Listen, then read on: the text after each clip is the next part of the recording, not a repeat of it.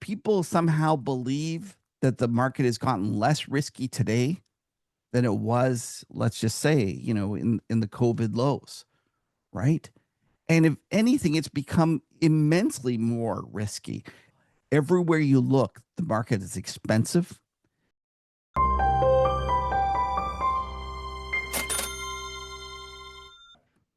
Welcome to Thoughtful Money. I'm Thoughtful Money founder and your host, Adam Taggart, welcoming you here to a very special discussion with my good friend, Kevin Muir, the macro tourist. Kevin, how are you doing?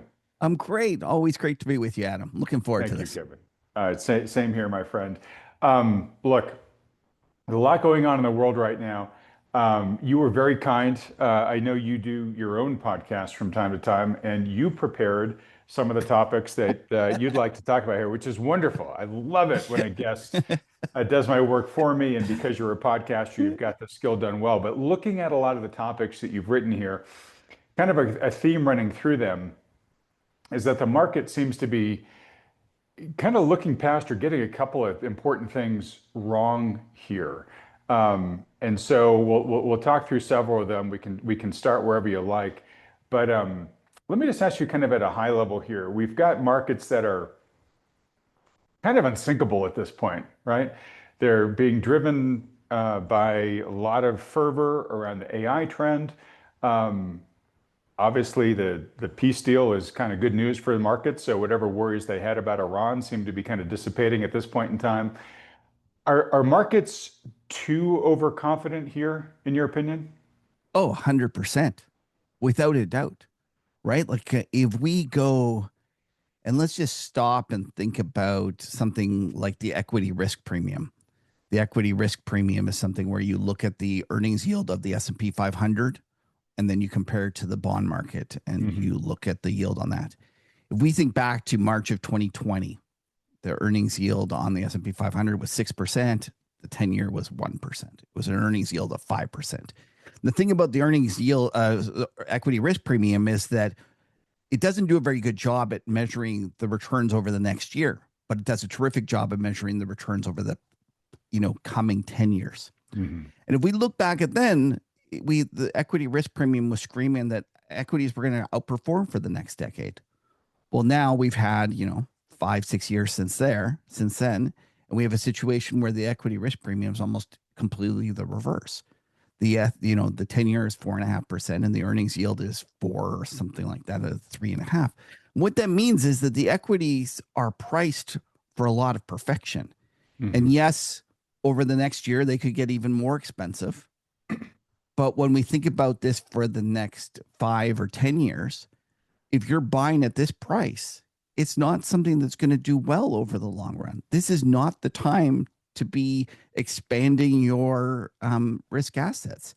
And the thing about it is, Adam, it's difficult when you see your neighbor making so much money, right? Like that's the real problem, is that everyone's making so much money. And so people somehow believe that the market has gotten less risky today than it was, let's just say, in the COVID lows, right? And if anything, it's become immensely more risky. If we do things like the Buffett indicator, where we look at the market cap of the market versus the GDP, we're at record highs. If we look at things like the Cape Shiller, again, record highs, or highs that are, around where we were at the dot-com bubble.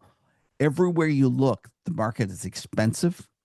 And although none of these things are timing tools in terms of, predicting the next 3 months, 6 months, or a year, over the long run, these things all work. And therefore, if you're an investor that is able to sit through some underperformance for a year, I think that you'd be very wise to reduce your equity exposure here instead of increasing it like most people are. Okay. So I was thinking we'd probably get to this later, but maybe we're putting the punchline up front right now. Are you saying that this is a time for defense, even though most investors are kind of punch drunk at the moment? But by its very definition, if everyone else is, excited about the market, it means that it is fully priced, right? Like the thing about markets is that you need to remember, you have to be betting on not just what the outcome will be, but what you're paying for that bet. And that's the part that a lot of folks miss, is that they say, oh, expect AI to be a great revolutionary technology. And that could very well be. And I'm not going to push back on, debating that. But what you're paying for that bet, that's very, very important. Like if your favorite, let's just take the Knicks, right? Like the Knicks were favored in the basketball The NBA championships. playoffs, yeah. Yeah, the NBA playoffs. At a certain point, there would have been a level in terms of the odds that it wouldn't have made sense, no matter, even if you thought the Knicks were likely to win, that it Right. made no sense to bet that way. And everyone seems to just ignore that. And we talk about just the outcome without thinking about the price of that bet that you're placing. And that is the main point that I just want to make, that yes, things look great. Yes, the economy is doing well. Yes, there's not much on the horizon, immediate horizon, that's showing, signs of worry. But at the same time, you're buying an asset that is already reflecting all of those, beliefs. So you need to ask yourself, where is the change going to come from?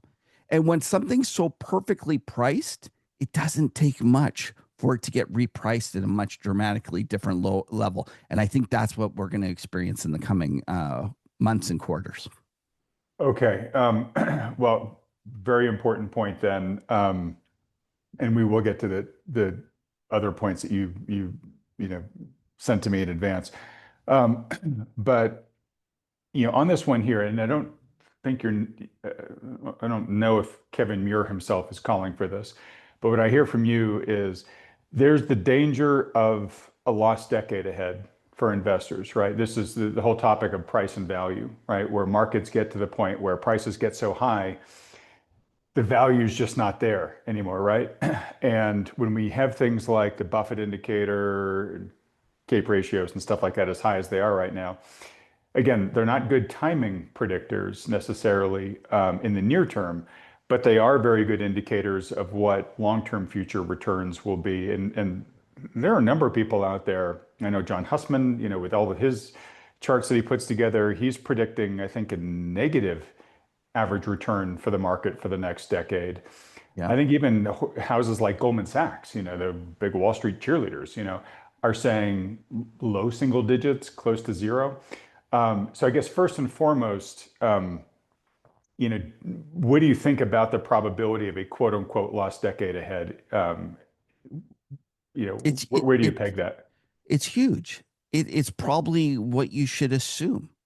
And it's made even worse, Adam, by the fact that the S&P 500, the index that most people have, benched their portfolios to, is so insanely concentrated.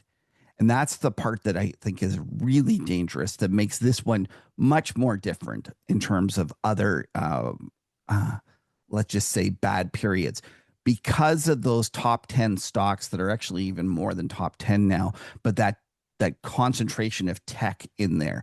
If something goes wrong there, it's very easy for them to have a huge big wipeout. Like, go look at the Mag 7 and go look at the history of those stocks and look at how many times they've had 50% corrections. Hmm.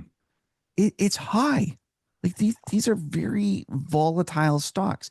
So we have this situation where the highest concentrated stocks in the index are those that are very prone to having 50% corrections. And so just do the math. If you have, let's just say, the top 10 stocks are 40% of the S&P 500 and they have a 50% correction, we're going to be down 20% on just those names alone. And then it's made even worse recently with this, mad rush into semiconductors. The whole world has forgotten that semiconductors are cyclical industries. Right. and, Super and cyclical. Yeah. yeah, right. Like, they're the ultimate cyclical. And listen, I'm joking and saying the market's forgotten that. They really haven't, because that's part of the reason that the PEs are declining as these stocks earn money, because the market understands that there will be a rolling over eventually of those profits, and therefore they're not paying top PEs. But that's one of the things I just want to highlight when people say, "Oh, Micron is cheap because it's actually gone down in the PE." The whole game that Wall Street plays is that they're they know that Micron will eventually be have their earnings roll over, go down. And so the question is, they will front run that. And it's just a question of how long they continue to rise in the meantime, right? It is a cyclical industry. So don't fall for the idea that just because Micron and the other semis are cheaper on a PE that they're good value. What you need to say, if you're going to bet on that, you have to bet on, I believe that this cycle will be longer than Wall Street believes. Mm-hmm. Right? That is in essence, when you're saying the PE is too low for those very cyclical industries, you're saying, I know that this cycle will end up being longer than the market assumes. And I believe just the opposite. I suspect that we'll be shocked at how quickly this cycle rolls over and how much this ends up being a little bit of a mirage in terms of the demand for these things. All right, and I want to dig into that in just a Okay. second. So, real quick, just on this lost decade thing. So you said, hey, look, that should be the default assumption at this point. And I want to let folks know too that, like, let's say it were to happen, kind of the best case scenario you could hope for would be just sort of a slow grind sideways for a Yeah. decade, right? Highly unlikely for that to happen here.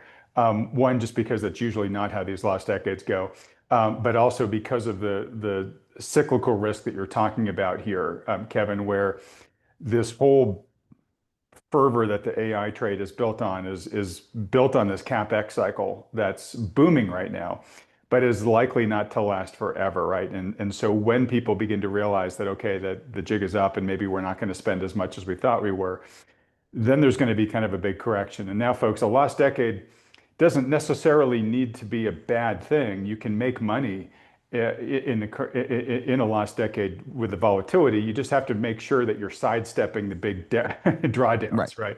And Kevin's nodding as I'm saying all this. Okay, so Can we actually stick on the lost decade for a little bit though? yeah, sure. Because we've experienced a tremendous rally in US equities, right? If you go look at the US equities versus the rest of the world, we used to be, when you compared the market cap of the rest of the world versus the US, we went up and down 5 trillion and just kind of traded spots for a long, long time. Then in about 2018, it just took off. And I can't remember the last number. It's like 30 trillion that the US is bigger than the entire rest of the market, right? Market, yeah. And sorry to interrupt, but I mean, every year during that time, more and more capital has flowed from the rest of the world into the Right. US. And the US stocks have just become more and more expensive. And, to some degree that you could argue it was justified. The earnings have been absolutely stunning. The US has been the place to be when it comes to the tech. And so Right. Most I of these understand, hyperscalers are based in the US. Yeah. and I understand the reasons for it. But one of the things I just wanted to say about this lost decade is that we could have a situation where some of that is just normalized. We get a situation where the rest of the world catches up a little. The US goes sideways for a little while, for 5 years, or, the PE, even though I think we're 22 or 23 times next 12 months earnings, instead of it staying at that elevated level, it goes to a more reasonable 18 or 16 or something like that. And so it doesn't need to be the end of the world. It could just be that it's just grinds, and that the expectations that most people have, where you put money in the market and you just earn 10 to 15% or even 20% over and over again, goes away. And I just wanted to remind folks, go look at 1968 to 82. I think that's the right figures. Yeah. The Dow Went Jones nowhere. was, yeah. Well, so for the Dow Jones, that was what everyone followed back then. It had trouble getting over 1,000. I was lucky enough to grow up in a household. My father was actually a research director at a small Canadian brokerage firm. And he told me that during that period, it was just brutal, that nobody wanted to know about stocks. There was no interest. And every time it looked like it was going to take off, it just fell back down. And so you had in at last 14 years where they went sideways. And not only that, you were getting chewed up by inflation. So in real Inflation. Yeah. terms, it was going down. And so I don't think that when we talk about a lock's decade, it might not be a dramatic affair. It might be something that we just kind of turn around 5 years and 10 years from now and go, geez, you know what? When we were talking in 2026 and everyone was so excited about stocks, they were fully priced. There was no more good news left. They were priced for perfection, and they were priced so that there was very little chance that those sorts of returns were going to continue. Yeah. And I think, the way to think about it, not everybody realizes this, is pricey stocks today basically means that we've taken tomorrow's value and we've just pulled it into today, right? So Right. we've stolen it from the future. So the piper's got to be paid. So if you steal it from the future, then you got to expect the future is going to be less exciting because you Yeah. pulled all the fun into now, right? Yeah. And let's just go back to my example in 2020, in March of 2020, people were extremely pessimistic about stocks. They thought that there was no way that they were ever going to go up. They were buying bonds at 1% because we were never going to get inflation. Now look at the situation. It's actually we've had just the opposite. Stocks were the place to be, and bonds were some of the most terrible investments out there. Right. Right. So Um, trading is hard. Whatever is, I wrote a piece recently. I said, if it's obvious, it's obviously wrong. That comes from Mark Fisher, who's this famous New York mercantile, NYMEX trader that trades crude oil. And I just couldn't agree with him more. The markets will likely do what seems the least obvious. yeah. And I think unfortunate is that with the error that we've had both with QE 1 through 4 or whatever, the markets could have kept getting rescued. With Mike Green's passive bid, the markets have just ground higher. And then, so people have kind of gotten lulled over the past 15 plus years that, hey, yeah, there might be a couple of bumps in the road, but the elevator goes up. Right. And then over the past 3.5 years now, the market's delivered double-digit returns every year, right? And folks are expecting that we're going to, have that again this year, and they might be right. And so they just begin to expect, well, okay, this is the new normal we're in. It's 20% a year, right? And that's Yeah. not normal. You're shaking your head, and the wake-up call is going to be pretty painful because folks have really gotten accustomed to this. I want to note just one other thing too. I can't remember who it was I was interviewing, but they put up a chart of probably the S&P over the past 100 years, and they blocked off the bull cycles and the bear cycles, right? And if you add up the years under a bear cycle or under a bull cycle, there actually are more years in a bear cycle than a bull cycle. Yeah. I believe But that. but we've had this very long, prolonged summer, if you will, and everybody now just sort of expects it's going to be endless summer, and Yeah. it won't be, right? So, okay, so look, who knows what the future is going to bring, but as Kevin is saying, things are so richly priced, we should expect lower returns going forward. Now, just to make the argument that it may not be a sideways grind, it may be where it punctuated by some pretty big downdrafts. This AI trade, right? Right now it seems unstoppable. It's the juggernaut that keeps on giving to people that are long it. But we have so much concentration in the market, right? So in case anything happens to that trade, it's not just going to affect tech. It's basically going to affect everything. And it certainly will affect the general indices because I just saw this morning, I think, Kevin, 45% of the S&P now market cap is comprised of AI and AI related stocks, right? Yeah. It's not the NASDAQ, it's the S&P, right? Yeah. I did a study and I took the of this last rally in terms of the semiconductors and the memory stocks throughout the world. I figured out that in 2025, they added $4 trillion of market cap. Year to date in 2026, they've added Oh my 8 goodness. trillion, right? And if you annualize it, it's like 19 trillion at this rate. And that's what people are expecting. And just to put that in perspective, folks, the US GDP is $33 trillion. right? Like it's added, two Annualized thirds. half. Yeah, and people just think that this can continue and that there's no risk and that this makes complete sense. And I continue to shake my head and say, like, I've seen this before. This is the dot-com boom. And not only that, it's actually scarier than the dot-com boom because it's in bigger stocks this time and it's a larger portion of the economy. Yeah, it's a larger portion of the market and it's a larger portion of the economy. The economy, so I mean, a huge percent of the economic growth, at least here in the States, is now hyperscaler Yeah, capex spending, right? So if right. anything interrupts that, that's the real danger here, right? And my point, which I think you're sharing as well, is it's not just a problem for tech and the AI sector, it's a problem for everything, given how big a percentage it has become. Sorry for the jump cut, folks. I'm just here with a very brief message from Thoughtful Money's first ever sponsor. Regular viewers of this channel know that I've recently mentioned we're taking on some sponsors to unlock some really exciting distribution opportunities for Thoughtful Money's content going forward. But as we take these sponsors on, I want to make sure that we're bringing on products and brands that are practical, useful, and relevant to the viewers of this channel, like today's sponsor. One thing I've learned from interviewing investors, economists, and business leaders is that information only has value if you can actually act on it. We spend hours every week in meetings, conversations, interviews, and discussions gathering insights. The challenge isn't finding information anymore, it's retaining it, organizing it, and turning it into better decisions. That's what caught my attention about Plod. Instead of dividing your attention between the conversation and your notes, Plod helps capture what's being discussed so that you can stay focused on listening, asking better questions, and engaging in the discussion. Folks, that's what I do all day long. Afterwards, it organizes everything into searchable notes, summaries, and action items that are easy to revisit when you need them. For professionals who spend their days in client meetings, investment discussions, strategy sessions, and decision-making conversations, the Plod Note Pro helps capture key details, follow-ups, and action items without spending hours rebuilding your notes later.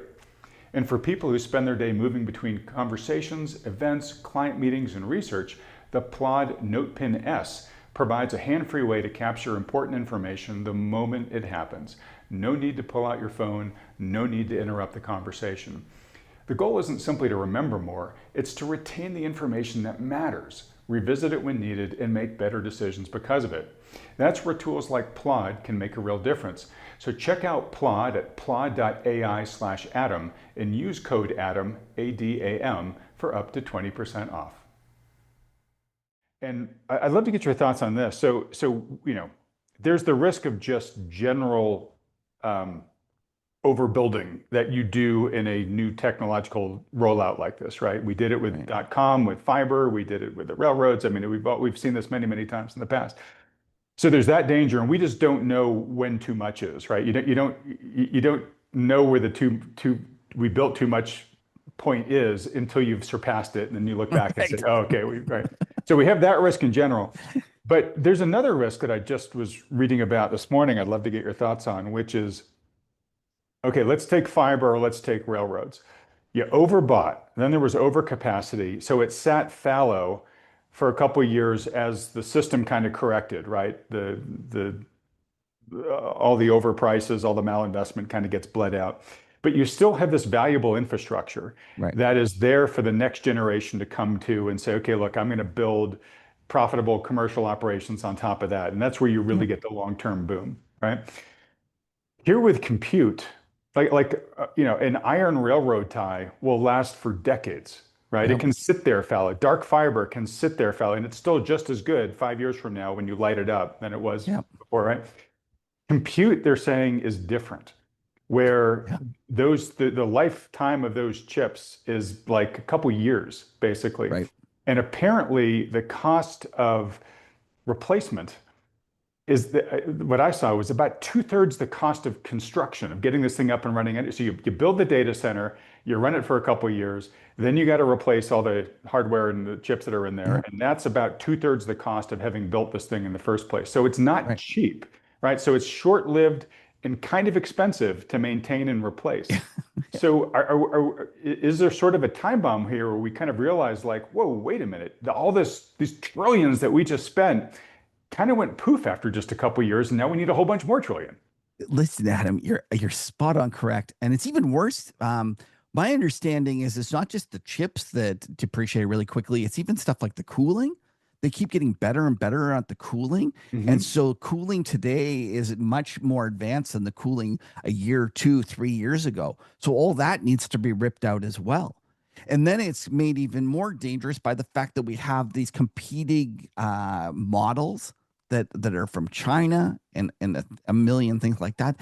It is just frightening. And also when we look at the amount of capex that we're spending on this stuff, I think it was Michael Sembelis from JP Morgan Asset Management that went and looked at the rollout, the cost of that capex, and he compared it to everything else. And he went through, it was like the Manhattan Project, all the bridge and tunnels in New York City, the highways, the interstate highways. He listed all these things, and he said, AI is bigger than all those as a percentage of GDP combined. Right? It was a mind-boggling stat. So the risk here is absolutely enormous, and I don't think it's being appreciated. And it's almost one of these things that the the more transformational a technology is, the more it is assured that you're going to have a bubble. And if you think Hmm. about that, right, the bubbles only occur in something that is truly transformational. So when someone tells you and pushes back on us when we sit there and say this is a disaster waiting to happen, and they say, no, no, you don't understand. AI truly is going to change the world. I'm like, yes, I understand. That's why it's going to get overbuilt. And by the way, in terms of you were mentioning the dark fiber, do you know that there's some dark fiber that is still not lit? No, I Yeah, didn't. I didn't know that either. And I was listening to I read it somewhere the other day.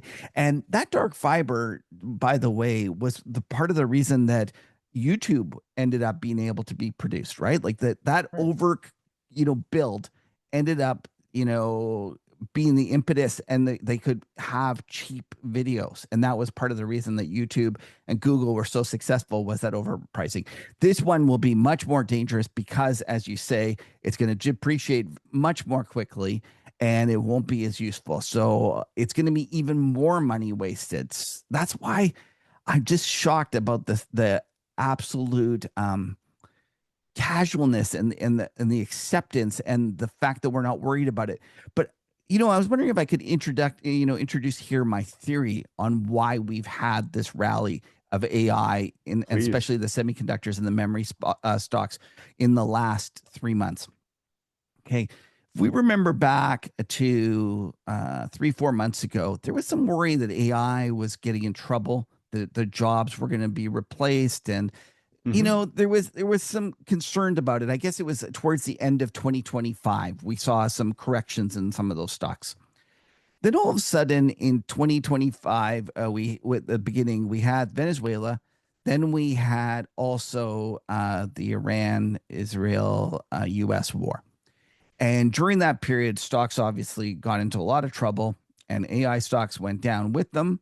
Not as much, but they went down with the rest of the stock market. And some of the smarter folks out there, and I want to give full credit to my buddy Warren Pies from 314 Research. Hmm. He noticed that if you went and looked at the AI rental utilization chart, like if you went and saw, like, out of the existing AI compute that you could rent, how much it was getting used, what he saw was that starting at the beginning of 2026, it just went bananas, right? Like all of a sudden, it was difficult to get compute. Hmm. It seemed like everyone was using it, and it appeared the demand was going through the roof, Right. right? Token Well, actually, I usage shouldn't was even just say appeared. It was going through the right. roof, right?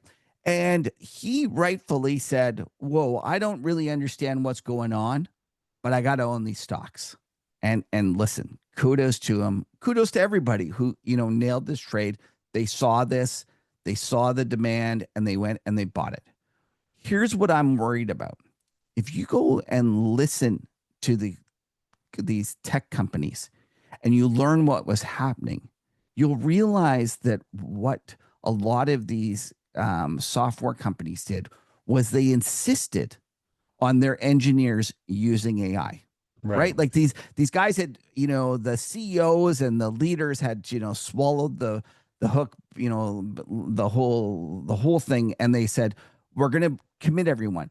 At places like Meta, they actually had a leaderboard about which engineers use the most AI. Other places made it so that your performance reviews were based upon that. It was seemed to be that there was a push to use AI. I'm a big believer in Charlie Munger's The theory. If you incentives. show me the incentives, I'll show you the outcome. If all of a sudden you tell engineers that they got to use AI, then they're going to use AI. And in fact, some of them figured out ways to just send their little AI off to, in a round circle to use as much compute as they could so I that they was could, just going to mention this. Yeah, exactly. yeah, Yep. so that they would be the top of the leaderboard. And one of the things that I worry about is that this dramatic um, push to use AI over the last 3 months has given the market a false signal, right? One of the things there's a woman that I followed on YouTube. Her name is I think it's House of L, and she's a computer scientist. And she had this great line that I liked, and she said, you know, uh, using how much AI an engineer uses as a measurement of how effective they are is like having a real estate agent and measuring how much gasoline he or she uses going around looking at houses, right? It doesn't really, if the real estate agent's not selling houses, who cares how much gasoline they're using, right? Right. Like, and so one of the things that I worry about and is that we saw this demand increase and it went huge and everyone went out and rushed and bought these stocks because they assumed that this was real demand. And then all of a sudden you got these companies looking at the amount that they're using. We had, I can't remember if it was Microsoft or Amazon, somebody got a $500 million AI bill. Yeah. It was crazy. Like I was like that when I first saw it, I was like, that's got to be a joke, right? Like nobody gets a $500 million bill, and it was $500 million of AI credits that they did. Because one of the things that you need to realize is that when you and I, Adam, sign up for Claude, we sign up for the $20 or maybe even the $200 a month plan, and we get unlimited credits. But if you're Microsoft buying Claude tokens, you're not on some per user price. You're paying per token.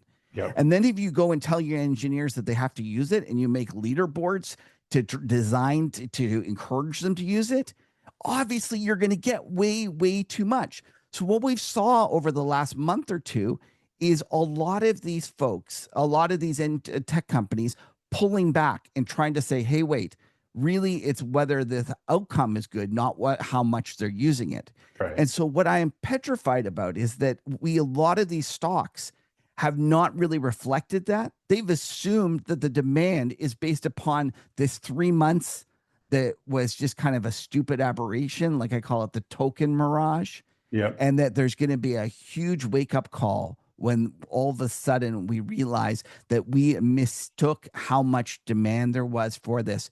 And I'll just leave you with one thought on this topic. The dot-com bubble, a lot of folks will debate when it rolled over and why it rolled over. But one of the theories out there is that there was this, I think it was the Gardner, some big, consultant God, it's made funny. I this haven't heard of Gardner in report. a long time. Yeah, but it made this report, and like at the time, everyone thought the internet was doubling every 6 months, and it ended up being that it was doubling every year. Hmm. And that report was enough because those things were priced for perfection. It wasn't an actual slowing; it was just a slowing of the growth, and that was enough to cause the dot-com bubble to crash. Double. And so, what I worry about is that what we're going to see the same thing here. So totally agree with you, and everything you said, I completely get and agree with. Um, I could see I could see something moderating the concern you're talking about how we had this kind of, recent boom and overusage of tokens. Um, so if that slows, obviously that starts to take the bloom off the rose. Now that could get masked or maybe made less relevant if the adoption of AI across the whole corporate world, not just the big companies, but the gazillions of smaller companies, um, if that picks up the baton, right? Right. We don't know yet if that's going to happen, though. And I think the big thing we're all still really waiting on is where are the incremental corporate revenues and earnings coming from all this AI adoption, right?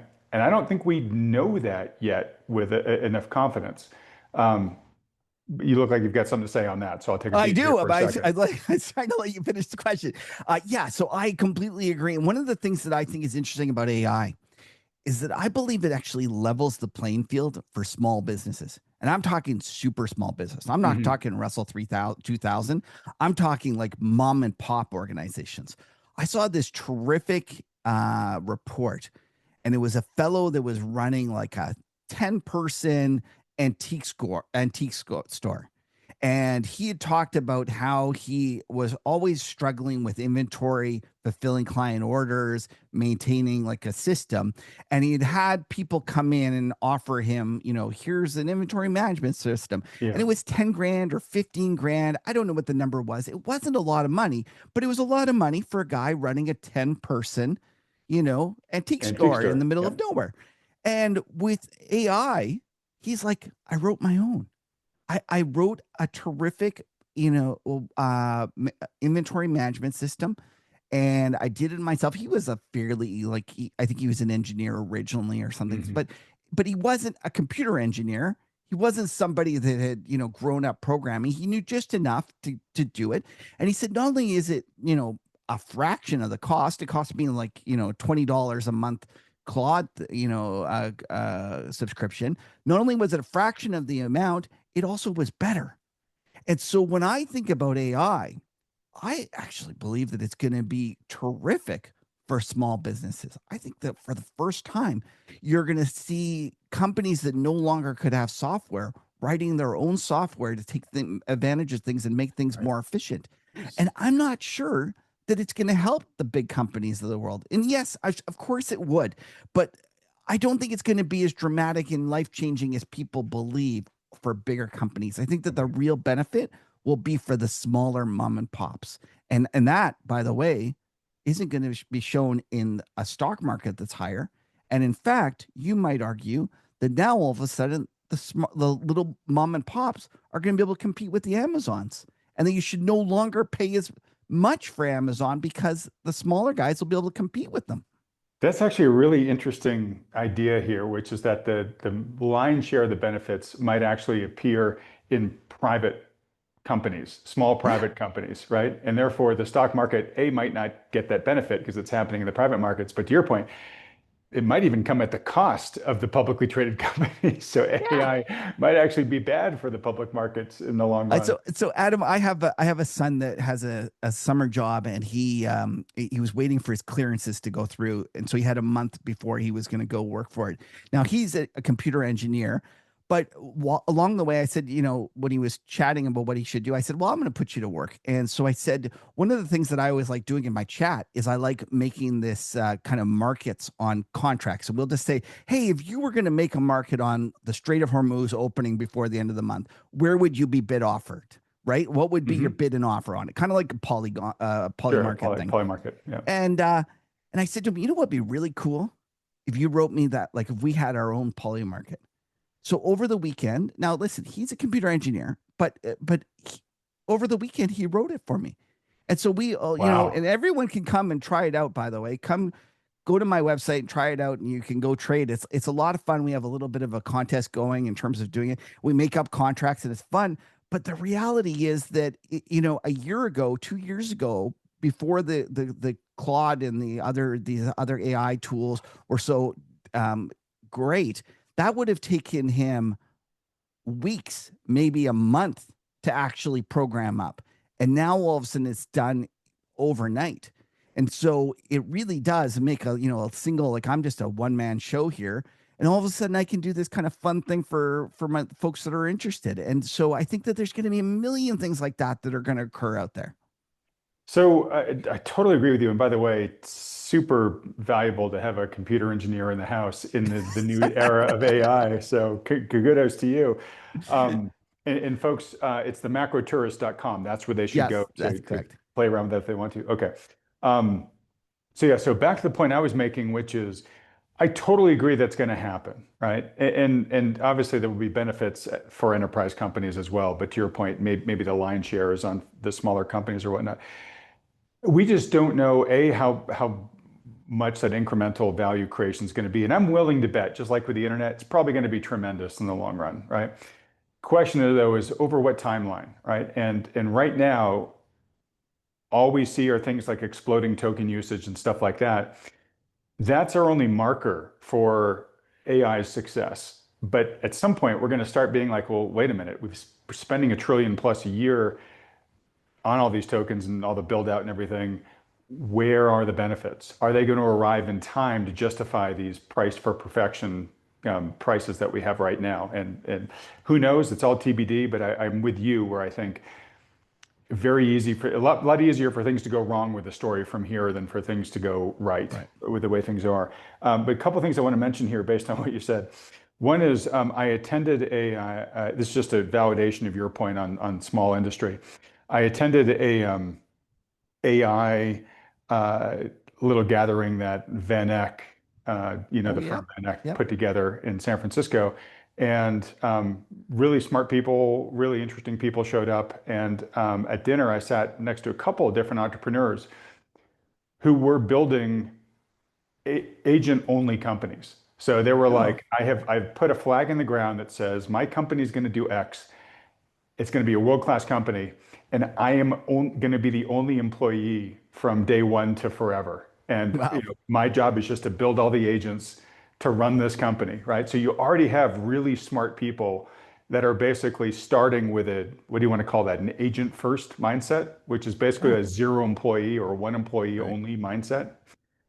So that, we'll see how well that happens. But I've already seen some stories of a few companies like that getting bought for a fair amount of money, and that will probably be only where the future goes. And you talk about your son. This is a smaller version of it, but it demonstrates what you're talking about. I think I might have mentioned this once a couple of weeks ago, but there's a kid who teenager looking to get a job, and was having trouble finding jobs, knocking on doors. So what he did is he looked at one of the larger employers in his town, and I don't know what the company was, but it was some regular, just standard company, not a tech company, and it didn't have a website. So basically, what he did is he told Claude, ChatGPT, whatever, to go out and pull all the information it could about this company. Just everywhere it's ever been written about or whatever, just pull whatever information you can in. Okay, now build me a website for that company. And built a website and it had an order flow so you could come there and submit an order and all that stuff. And then he contacted the company and said, "Hey, you know what? I noticed you don't have a website. I've just built one for you. You want to take a look at it?" CEO looked at it and said, "Oh my God, like I knew I needed to build a website. It just never hit the top of my priority list. This is way better than what I would have done, right?" So the kid said, "Okay, great. Well, how much do you want to buy this website from me?" Right? And the guy paid him some fair price. Yeah. And then the kid just turned around and started to do that for all the other private companies in his town, Wow. right? And then after that, he basically created scripts for Claude to say, okay, now go out and find, of all the private companies in America, go find the ones that are most willing to want to pay for a website like this and go build websites for them, and then go contact them for me. So I only need to pay attention when you tell me you've got the CEO ready to talk to me, right?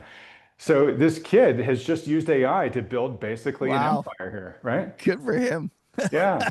So again, I think it's validating of your point that this will probably be much more transformational in terms of an accelerant and catalyst to all new things for smaller industry. It's Having said probably that, right. though, Adam, in terms of the amount of tokens that kid used, I'll bet you anything that if he was forced to go and use the proper pricing, that It would wouldn't be be as, uneconomical for him. yeah.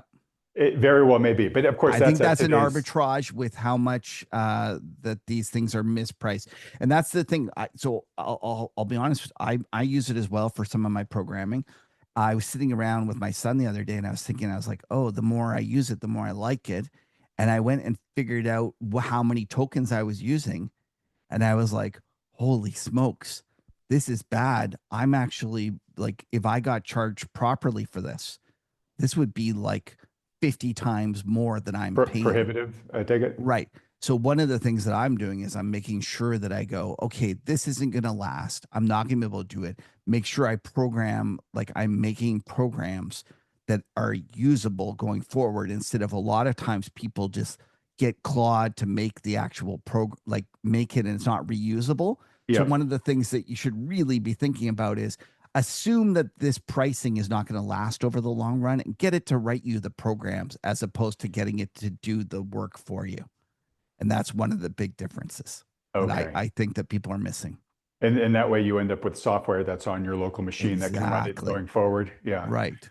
Right. So what's interesting though is you know, folks, the reason why we're talking about this is because at the end of the day, we're trying to think what are some of the things that could slow down the investment in AI going forward, right?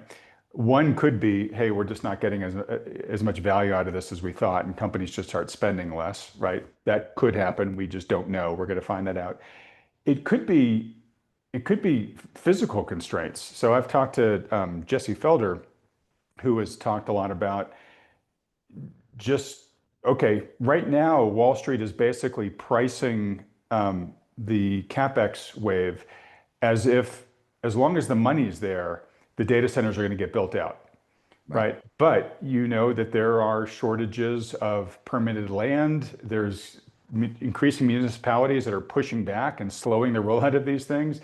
There's limitations on the engineers and the contractor talent to build these things in a lot of locations. Water becoming increasingly a limiting factor.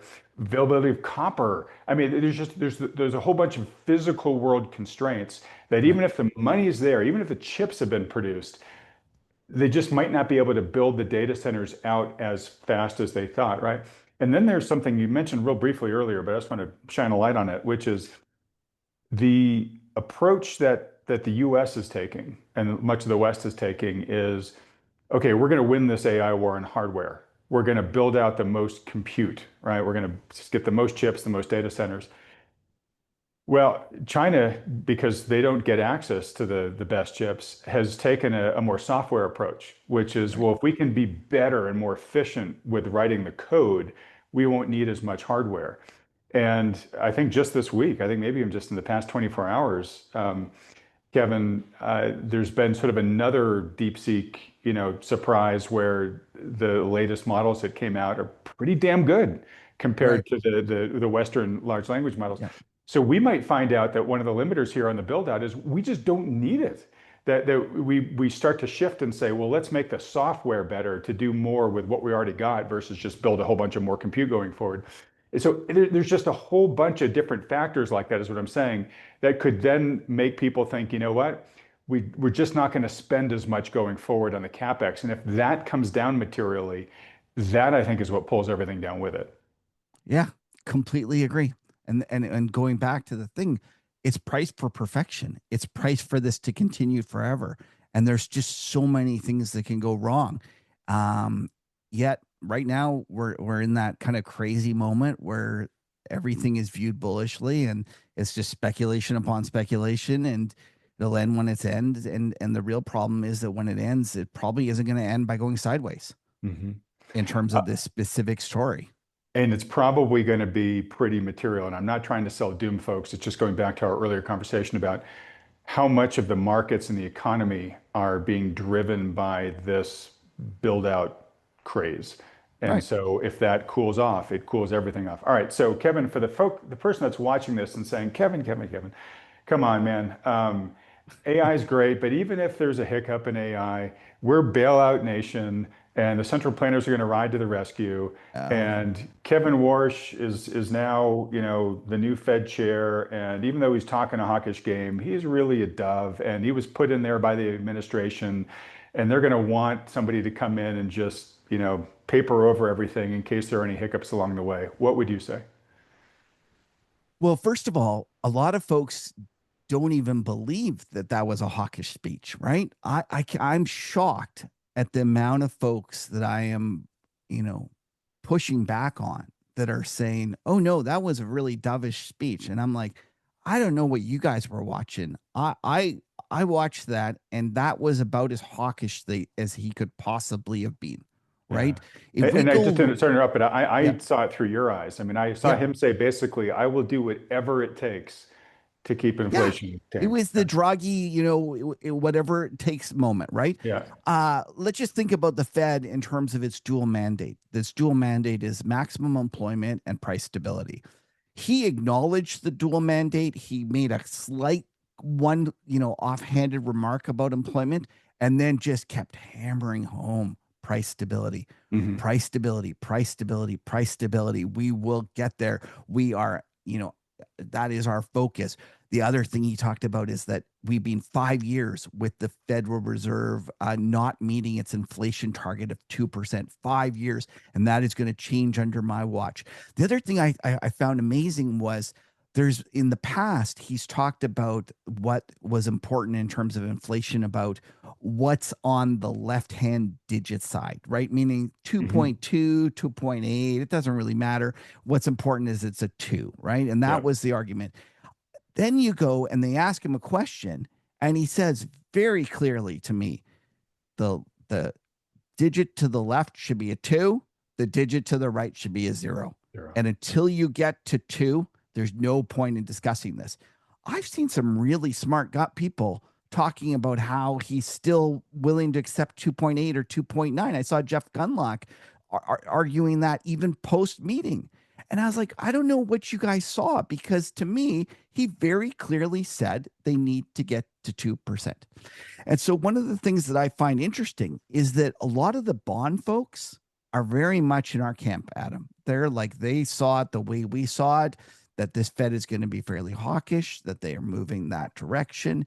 And they rightfully flatten the yield curve. And what, for folks who don't know, the yield curve is the difference in interest rates at different tenors. And so if you think about it as a long bond investor, although a lot of folks think that an easy Fed should be good for bonds, it's actually the worst thing for a long Hmm. bond investor because what the Fed is telling you is that they don't worry about the pricing power of your dollar and they're not treating it well. So therefore, they're willing to, devalue it through inflation. And so, what you see in a situation when the Fed gets hawkish is that the long end often gets bid, and especially versus the short end. And that is exactly what happened, coming out of the Fed's meeting. Now, I understand the argument that when push comes to shove, if the market gets into real trouble or the economy rolls over, that he will very quickly forget about that and start focusing on the other side of the mandate. I am not going to push back about on that. Every single central banker is always the same. There's no atheists in foxholes and there's no doves during crisis in central banks, right? Like that's just the reality of things. But It's a great way to say it. in the meantime, we need to trade what's in front of us. And I actually had written a piece 2 weeks before the Fed's meeting talking about how if you were a Fed governor, you had no choice but to get more hawkish. And the reason you had no choice was if you go look at what's known as the Taylor rule, and the Taylor rule is basically a mechanical rule that a lot of folks use as a guideline for setting central bank policy. It is the difference between the current rate of inflation and your target and the current unemployment rate and the what's called the NARU, the natural rate of unemployment. And between those two, you should have a way to set policy. Now, it's difficult to get an exact level, but one of the things that you'll find is that when the Taylor rule level is declining, the Fed's more likely to go and to be dovish. And when the Taylor rule is rising, the Fed naturally has to be more hawkish. And so if you look over the last 3 months, what we've had is a huge pickup in PCE, which is the Fed's preferred inflation gauge. It's up to 3.3%. By the way, we haven't been at 2% since 2021. And then we also had a situation where even though for the first 12 months of Trump's administration, there was no employment growth, we finally had 3 decent months. So we have we had the employment doing better and we had inflation doing better. So I argued that forget about Warsh. Let's just talk about the committee. And let's not forget as well that the Federal Reserve is a committee and it's not just Warsh dictating it all. He's just one vote. And so if we go look at the committee during this thing, they'll have no choice but to get more hawkish. And that is what you saw with the dots. And so we can argue about whether this guidance and the amount that the Fed talks is good or bad. I happen to agree with Warsh. I'm not a big Warsh fan, but I agree with him that all the talking it's not helpful. Not helpful. This is much better. And I'd be fine if they got rid of the dots. But in the meantime, there's no doubt in my mind that the FOMC and Warsh are more hawkish than the market expect. And especially, let's not forget, 6 months ago, when he was auditioning for this, everyone thought that Warsh was going to be a puppet for Trump to come in and lower rates, right? And so I'm seeing this stuff where I just kind of it just kind of drives me nuts. Do you remember that movie, He's Not That Into You? Where and it was like a bunch of young 20-year-old somethings, and at one point this one girl was thought that this guy liked her, and then her girlfriends had to say, he's just not that into you. Well, I kind of feel it's the same way in terms of the equity market looking at Warsh. He's just not into lowering rates, right? And they want to see what they want to see. I saw analysis saying they're purposely doing these committees so that he can go and lower the inflation rate on his own by changing the methodology of it. And they had all these cockamamie theories. And I was like, guys, you're just not listening to him. Step back and think about it. And one of the things that I just want to make a point, we can argue about whether he actually will raise rates. And I'm very sympathetic to the idea that he's actually going to talk much more hawkish than he's going to be. Right? That there's going to be a lot of hawkish talk. Right. But one of the things is we have to trade where the curve is, and we have to trade expectations. And it's already occurred, right? If you go look at December SOFR futures, they've gone from pricing in no hikes to 1.5 hikes. We are getting a tightening of the curve, regardless if he actually tightens or not. And this is the point that I find too many folks, they think about. They sit there arguing about what will be done over the next 12 months. And I'm like, that doesn't really matter. What we want to know is what are expectations about what he will do over the next 12 months going to do.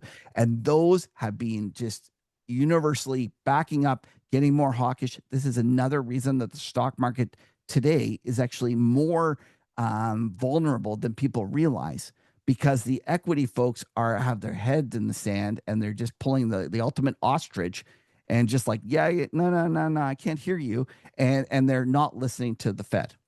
Right. And they're thinking, look, the Fed's got our back here. He's going to be a dove. He's going to do whatever it takes to support us. And Warsh is saying, no. Yeah. I'm going to take more. I'm going to let the market take more pain than my predecessors. Right. And one of my complaints about Warsh, by the way, is that if you look at his opinions and what he's been critical of the Fed over time. I'll never forget in 2018, he was writing op-ed after op-ed with Stanley Druckenmiller arguing that the Fed should be more hawkish. And they were brutal on Powell when he came and that he wasn't hawkish enough. And then Powell went and started increasing rates. And then we had that we're a long way from neutral problem. So Powell ended up raising rates too much. We had the repo problems at the same time. Market all of a sudden went no bid. And next thing I knew, Stanley Druckenmiller and Warsh were screaming that the Fed was clueless and didn't understand what a big problem it was. And so one of my arguments about Warsh is that he's actually chases the market around way more than Hmm. people realize. And so given the fact that the economy is doing better than expected, the inflation's way higher than everyone expects, the financial conditions are obviously running really loose because the stock market keeps rising. Of course he's going to be more hawkish. So he's only going to get more dovish once we have an accident, and then he's going to be too dovish probably. And that's ultimately my complaint about Warsh. I think he's going to be too hawkish and too dovish. Okay. But more kind of Yeah, he eventually won't just be being in too a chase dovish in a until we reactive get mode. right. We're not going to get too dovish until we get a problem in the economy or the stock market, and most likely both. Okay. So we've talked about a number of the risks here. Obviously, AI complex. If it gets sick, that's the big elephant in the room. But even just generally, markets just start weakening. You see the current Warsh Fed as being much less likely to jump in quickly to save things. Because it's got its hawkish bent until a crisis then forces it to Right. become dovish. Correct. Um, what are you bullish on right now? And I believe one of the things is oil, which a lot of people Yeah. are becoming bearish on. Yeah. So I was lucky enough to actually time the oil purchase back during the Venezuelan debacle pretty well. And I remember that there hit this point where I had been waiting to buy oil. I'd watched all my friends be long this thing, and they were had all these great bull arguments, and it just kept going down and down, and it was just never working. And then all of a sudden, we got this situation where Trump went and grabbed Maduro, and next thing I know, people were talking about how there was going to be so much oil and the world was going to be awash in oil. And it was just, it felt to be like a capitulation moment. And I stood in there and I said, okay, this is it. This is the time to buy it, right? Everyone's giving up. And I don't think this Venezuelan thing is as big a deal as everyone thinks. I was lucky. It actually, that timing was fortuitous, and it kept going up. And then eventually I got skated on side with the war. Now, I have been sympathetic to the barrel counters, but I didn't feel like I had a real edge. So I kept my mouth shut. I kind of said, people asked me, "Are you still in it?" I said, "Yeah, I'm still long, but the reality is I don't really know as much anymore." And I just kind of wrote it. I've been patiently waiting. And then finally we got a situation where in the announcement of the deal, it really felt like we were getting that same sort of capitulation, that just the washout. I went onto Twitter. I saw a whole bunch of bears, dancing on the graves of the oil bulls. And I just know the market gods don't like that. Hmm. But more importantly than that, I sat and I thought about, okay, so where did the barrel counters get it wrong? Like, why were there so many smart folks out there saying that we were going to get $200 oil and it didn't come? Ultimately, I came to the conclusion that I still think it ended up being the SPRs, the Strategic Petroleum Hmm. Reserves, and not necessarily ours, although ours helped, or yours in terms of Americans. But it's like China's. I think China ended up being the big surprise here, right? They went from importing whatever it was, a million barrels a day to just importing almost none. And they drew down their SPRs, and they ended up having a bigger stockpile than anyone expected. It was just great planning, right? And it was Yeah. just And it same. was massive. I mean, we know that it Yeah, was, I think, larger than all the other world SPRs combined. yeah. And they just, China had figured it out. They realized that they have a vulnerability because they import so much, and that they had no choice but to have this massive SPR. And so I think about it in terms of now on the other side of the deal. So let's just assume that tomorrow that the deal is real, and that everyone is now kind of assuming that there's going to be peace and that the Strait of Hormuz is going to Yeah. go. And world goes back to normal, ships start flowing. Right. Okay. And everyone's like, oh, that means oil's going back to 50 or $40. And I'm like, whoa, whoa, whoa, whoa, 1 second. Uh, those SPRs that have been issuing and, releasing tons of stock are going to go the other way now, right? They have to bring it back in.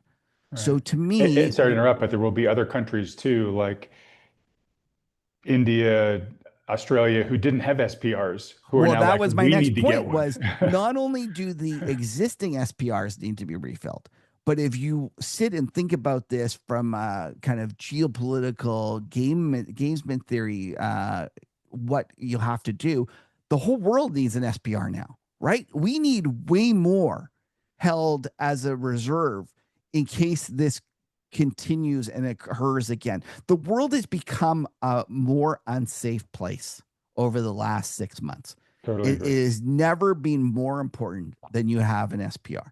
So just like the surprise um, during the last few months has been that oil didn't go to 200, I think the surprise for the next 2 months will be that oil doesn't go to $40 and that this is ends up being bid at a surprising amount by governments throughout the world and Okay. that they just bring it in. So and then not only that, I really like the stocks here. If you go I look was at going the to ask, Excel, how do you play yeah, this? So you're playing the yeah. stocks So more than. I think the stocks are actually even a better purchase than the crude oil itself. Like I'm fine with buying crude oil, but I really like the stocks. The stocks, when I originally bought them were 16 times earnings. And I know that you shouldn't trade energy stocks necessarily on an earnings basis, but let's just do a little like back of the envelope, using that anyways. It was 16 times earnings. At the time, I think that the stock market was like 21 times. So you were buying it at a five,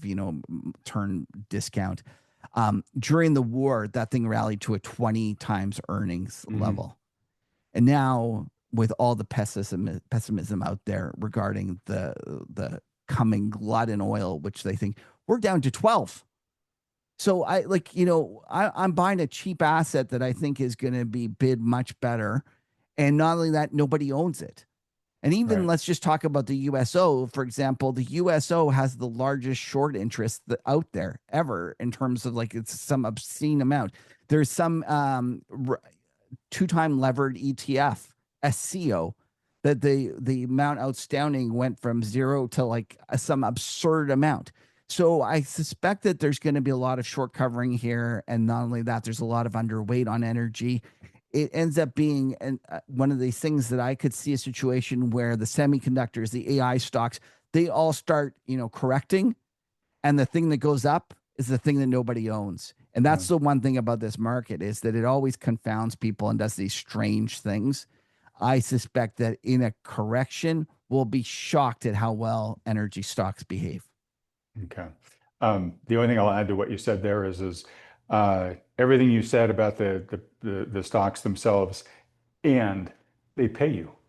Yeah, it's Yeah. it's So like along the it, way, while you're waiting, they're actually putting money they're in your just pocket. it's a great thing. Like, and so one of the things that when we talk about this coming decade of the lost decade, I still think that there's good places to invest, and this will be one of them. I really believe that these are cheap stocks, well done. Like, listen, I love the Canadian ones especially because they're the life of their reserves with these oil sands is just astronomical, and so Yeah. the Canadian ones especially. All right.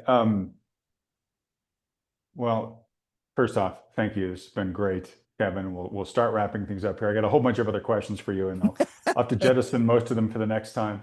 But just staying on the theme of things that you like right now, feel free to add anything else that's burning brightly on your radar. But I'm just curious, especially since you talked about Warsh being more hawkish than you think the market realizes right now.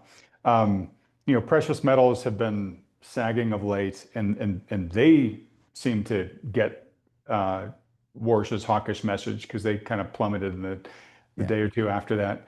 Um, what are your thoughts on the metals right now? Did they have their fun and their run, and it's going to be kind of dead money for a while, or are you more sanguine?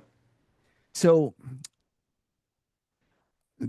gold. Let's just use that one because that one's the one that everyone likes to talk about.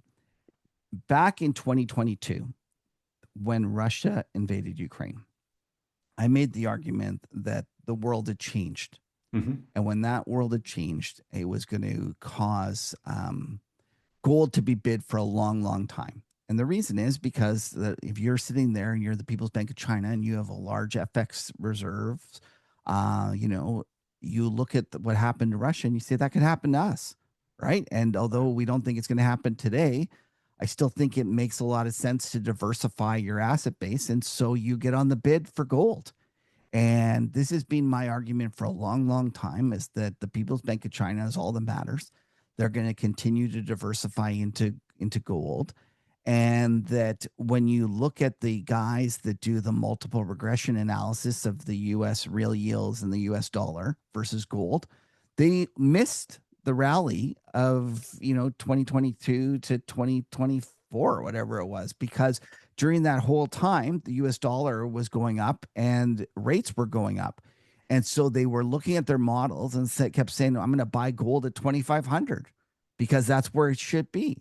And they were too focused on this model. And I kept saying, I think you should throw that model away, because this is a situation where something is dramatically changed. Now, eventually what happened was that the West also got involved in gold. And it was late. It was only in the last year or two. And so when the West got involved in gold, that buying is very much driven and tied to the US dollar and rates. So that's what you're seeing now, is kind of a little bit of a return to the model that starts working a little bit, because if you're sitting there and you're a Western investor and you're sitting there looking at the US dollar going up and you're looking at rates going up, you're like, why, my propensity to hold gold is less. So one of the things that you will see is cyclical moves within a secular bull market in gold where it follows that model. But ultimately, I still believe that model should be thrown away, and that gold will eventually go back on its own and will be driven by China. If anything, one of the worries that I have, and I heard this argument from a pod shop kind of a macro buddy, and it makes a lot of sense, is that he argued that one of the things that the Gulf War taught us was that if you have weak central banks like Turkey using gold as a reserve asset as opposed to treasuries, then when you get a risk off move, then they will have to sell their gold too, which is what we saw, right? What we saw during the war here as oil prices went up. Yeah. And so I'm sympathetic to that argument. And to me, that's more worrisome than rates and the US dollar. Having said that, I still think that if I'm the People's Bank of China and I look at their balance sheet and I look at their percentage of holdings of gold, it's still nowhere near what it needs to be.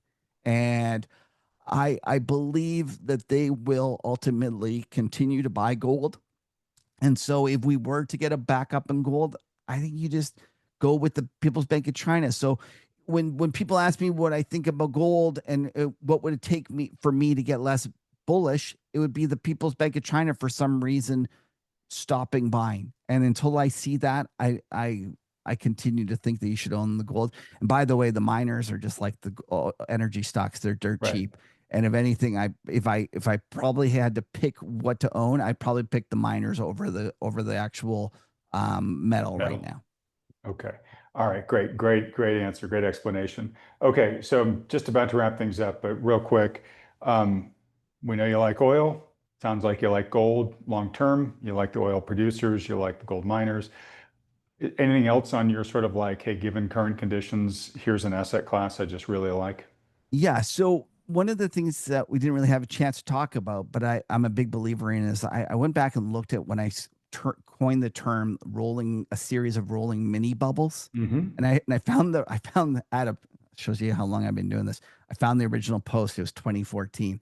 And show you how old it was, I actually was bullish Tesla. That's how long ago it was, because I'm a little bit. And so one of my arguments is being that the market is changing, and what you're seeing is more and more of these mini bubbles, and whether it be Bitcoin, whether it be EVs, or a wide variety, SPACs and all sorts of different things. You're seeing these mini bubbles. And even just take, for example, silver at the beginning of this year in January 2020 or 2026, it felt like it was never going to go down. And then all of a sudden it corrected. So what we're seeing is these violent mini bubbles. And one of the things that I definitely want to stress to people is stop worrying about what's on page one today. Like, stop trying to invest on what's on page one. There's this famous Canadian strategist by the name of Don Cox. He always said, buy what's on page 17 on the way to page one tomorrow. And one of the things that I think is that's never been more important in this day and age of the little mini rolling bubbles. And so I'm saying, put away AI, put away the semiconductors, try to think about what could be the next kind of little mini rolling bubbles. I have some candidates for you. Agriculture might be one of them. Refiners might be another one of them, and biotech. I think that Okay. it'll be something like that. So what I'm going to do is I'm going to watch those very closely. And when I think that they've gone too far and they're possibly, getting a little overbought, I'm going to buy more because that's the point. Okay. And I'll never forget in silver, I owned silver for a long time. And then I was like, this is ridiculous. It's gone too far. And then it proceeded to double again. So that's one of the lessons I just want people to take from this and to not focus on what's on page one, focus on what's on page 17, or maybe what's on page 8 on the way to page one. Okay. It's super interesting. You're not the only one recently talking about biotech as maybe the next big hot sector here. Let me ask you this real quick, Kevin. So these rolling bubbles, Yeah. is there anything systemic about it that gives a logic to why this is happening, or is it more just a pool of hot money that's just flowing through it, and it's just going from one to the next, one until it gets too hot, then it goes to the next, then it goes to the next, but it's the same kind of crowd of capital and investors. So I don't know is the truthful answer in terms of that, but I will speculate on my theories. One of them I believe is technology, right? In my day and age when I worked at the bank, it took a while for information to get from one desk to another. And Yeah. we would just phone each other and spread rumors and chat and stuff like that. And nowadays, you go onto Twitter, it's immediate, it's bang, it's just like that. I think that there's also the pod shops. They're very much geared towards cutting their losses short, but they also increase the ones that are working. So we have a more of a focus on momentum trades, right? So you combine the fact that we have retail with ability to have much more information. We have pod shops that also are trading that style. So really what you're seeing is momentum is all of a sudden really much more important. But if I had to come up with a theory in terms of like a plumbing reason, we went from a period before the GFC of scarce reserves in the banking system Hmm. to abundant reserves. And I know I'm going to lose like all the serious economic thinkers, and they're going to call me a hack for thinking this. But I wonder if that has made an excess amount of capital liquidity in the system that has increased this and I made don't think us that's a more prone to it. controversial comment at all. It Okay. sounds logical to me. Yeah.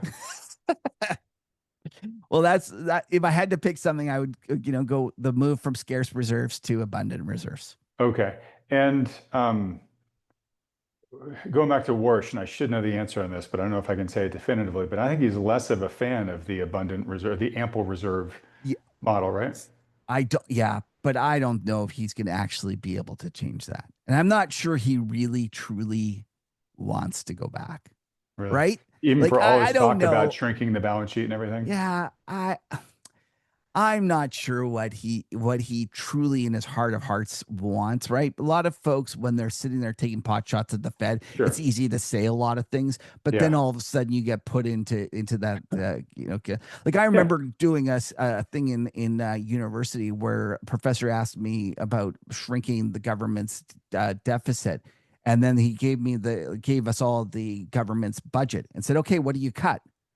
And it's not that easy, right? Everyone Yeah. thinks that it's no problem to cut the government's debt. Like, go look at Elon. He still had trouble cutting the government's deficit. It's not as easy as everyone thinks it is. And I suspect that Warsh is probably, it was easy to talk about abundant reserves and a return of scarce reserves.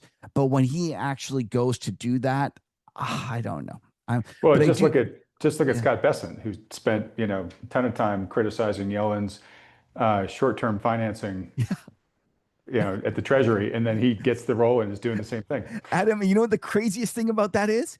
He was criticizing Yellen when the weighted average maturity of the Fed of the Treasury's balance sheet was as high as it had ever been, meaning that it was long in duration.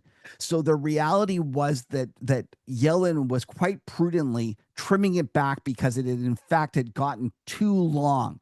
And now the funny thing is, so he accused her of all these terrible things, and she wasn't even doing that. And now the funny thing is he wants to do the things he accused Yellen of doing when they're Right. actually not needed. So anyway, So, politics are funny. it's a validation of your point there, right? Yeah. Easy to criticize, much Yeah. harder to actually chart a different course. All right, my friend. Look, thank you. This has been so useful and so just intellectually engaging as it always is with you, Kevin. Last most important question for folks who would like to follow you and your work between now and your next appearance on this channel, where should they go? They should go to themacrotourist.com and listen. Send me a note, Kevin at themacrotourist.com, and I'm happy to send you some recent samples. Ah, that is so kind of you. You're a bold man for sharing your email address Well, there. Adam, you have such a lovely audience. And I've told you this before. They all have nice things to say, and I'm sure that there will be nobody abusing me that way. And it's, you know Okay, why? no, It's because you're such a kind, awesome host yourself, and you just attract those same sort of oh, people. oh my God. I forgot to ask you about silver in addition to gold, but you certainly have a silver tongue there, my friend. All right, look, well, this has been fantastic. Kevin, I can't thank you enough. Good luck with everything in the interim and love to have you back on again in a couple of months. Anytime, always my pleasure. All right, well, now's the time in the program where we bring in the partners from New Harbor Financial, one of the endorsed financial advisory firms by Thoughtful Money. I'm joined as usual by lead partners John Lodra and Mike Preston. Gentlemen, great to see you here. Mike, why don't we start with you? Let's get your key takeaways from the discussion we just had there with Kevin, and then we'll get into some of the things the markets are up to this week. Sounds good. How you doing, Adam? Good to be here. Thanks. Yeah, doing great, Mike. Awesome. So, Kevin Muir, macro tourist. Really interesting talk. Big picture macro themes that we agree a lot with. These are themes that are talked about often on your channel. Big picture, the main thesis, I think, is about a lost decade that because of the valuations and where they are today, that those valuations are not supportive of 10 to 15 year returns that are positive. Now, I think we've said that for a lot of years. Guys like Kevin Muir probably said that for a lot of years. I think we can all be honest and say that this relatively permanently high plateau in valuations has gone on far longer than we thought possible. Of course, we didn't realize we were going to have, QE 1, 2, 3, and 4, QE infinity, but I don't think this time is different. I just think it feels different. I think it's different because it's been a little bit longer than the times in the past. Some of the finer points backing up that big macro thesis that we're going to likely have a lost decade or more. Stocks are way off the map in terms of valuation. Stock market cap to GDP, Schiller CAPE, which is the cyclical adjusted PE ratio, John Hussman's twist on that, which is I think it's Economic value add. oh, what the heck does he call it? I'm drawing a blank. It's a twist on that valuation. It's a stock market cap, a non-financial market cap divided by corporate gross value added, I think is what it is. And it's very similar to the Buffett indicator, stock market cap to GDP, but it's more highly correlated with subsequent returns. That too is completely off the charts. We can share some of these charts later if you want, but maybe it's quicker and easier to just take my word for it. It's been that way. It's been that way for years. It's been that way so long that we're all falling asleep talking about it, which is not a good thing because that's how extreme things are. So the idea of a lost decade or even two is very, very real. Passive index investors should be very, very careful. Don't think it's never going to matter just because it hasn't mattered. Our biggest advice would be to get your passive index allocation down. If you're a passive indexer, get your equity allocation down below 40%, 30 to 40%, somewhere where you could lose half that value and still not touch your plan. So these tools are just bad timing tools. Like I said, they were years early. I think we all admit that. And so, but that doesn't mean it doesn't matter. Um, People feel like things are less risky when they keep going up. Kevin talked about the fact that it feels less risky now. than it did during COVID. The truth is, from a multi-year perspective, it was much less risky at the lows in COVID to invest than it is today. So it feels safe, but it isn't, versus other times feel safe or feel risky but aren't. So we're always working against investor psychology. It's one of the things that we do here is we're a filter for the investor psychology, and we can help people avoid the big mistakes. It doesn't mean don't ever sell. We don't come out and say the big mistake is sell, like a lot of our peers would say, never sell. That's not what it's like. We want people to set their allocation at a level they can take. We want to help them avoid panic or FOMO. These are the things that could trip people up over and over again. Just a couple more points and then I'll pause. Kevin talked about the AI bubble. He talked about how the AI bubble is similar to the tech bubble, and if we were alive, I suppose it would be similar to the railroads. It always feels different, and these big booms doesn't mean that there's not opportunity, but in general, sometimes when things get disinflated, you could have a situation where AI goes on and it's a big thing, and it probably is a big thing, so much like the internet was a big thing. But a lot of those companies back at the peak of the tech bubble turned out to be lousy investments. And he gave some ideas, some more clarification about why to be concerned. But I think in general, the idea is to be concerned. And one key thing that he said that I thought was interesting that I really hadn't thought too much about. I got this out of the talk. He said that AI benefits might go mostly to small businesses like yours and ours, Adam. We're using AI to simplify note taking, to create workflows. Small businesses are getting huge benefit. Now, what if they proportionally get a much bigger benefit than the Fortune 500 companies? I thought that through after he talked about that, and it's interesting because if small business gets a bigger percentage proportionally of the benefit than big business, well, that's not going to move the needle in terms of GDP growth, and which turns into stock market growth. So I thought that was interesting. It's good for the little guys, but not so good for the growth projections. Right. And of course, the market is pricing in that the benefits are going to vastly go to large publicly traded companies. So obviously that would be another disappointment if that doesn't happen. It's funny you mentioned note taking.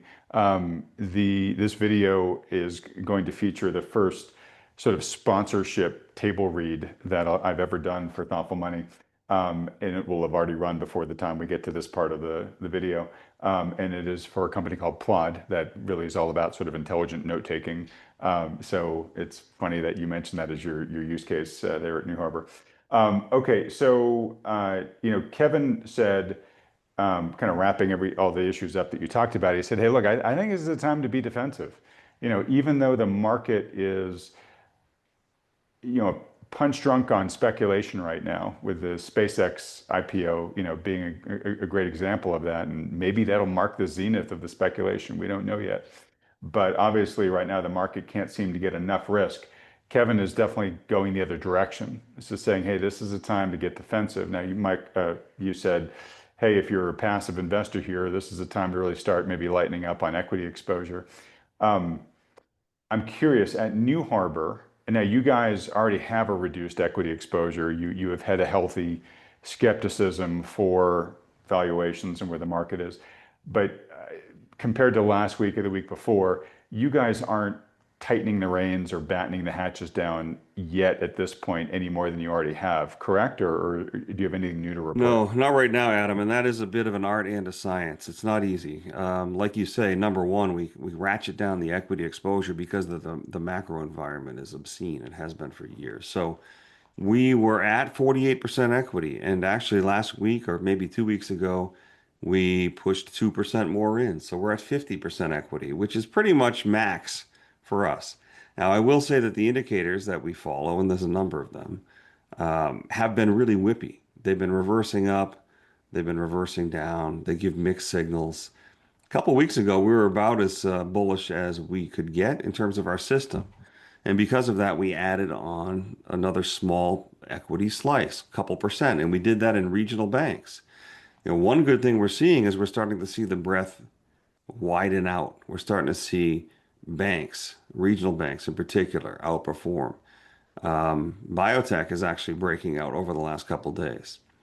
We're seeing a number of different things. For instance, IWM, IJR, these are names of ETFs that are not recommendations, but they're examples of how to look at the mid caps and the small caps. The small caps are starting to widen out.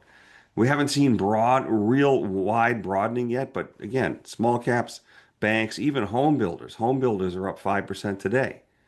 That's surprising. We haven't seen that group do much of anything. And REITs are even starting to look better. So one by one by one, we're starting to see more participants, but it hasn't really lifted us out of this 74, 7,500 range yet. I still think we're going to get that.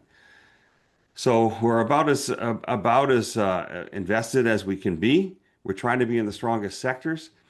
But I'll tell you, over the last couple of days, we had a surprise big down move in the market yesterday, 100 points down in the S&P. And some of our parts of our system started to go back into defense and not from very excessive levels. So we'll see. We've got another big up day today. Maybe it'll reverse up again.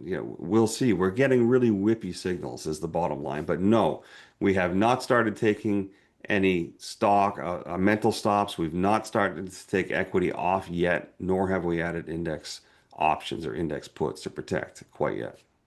Okay. And that last point I think is really important for viewers here, just because New Harbor, your core competency, you have many, but your core competency is risk management. You guys talked forever, been very specific on this program, how you use options and whatnot as a very common way to hedge against downside risk. It sounds like you're not putting that stuff on yet.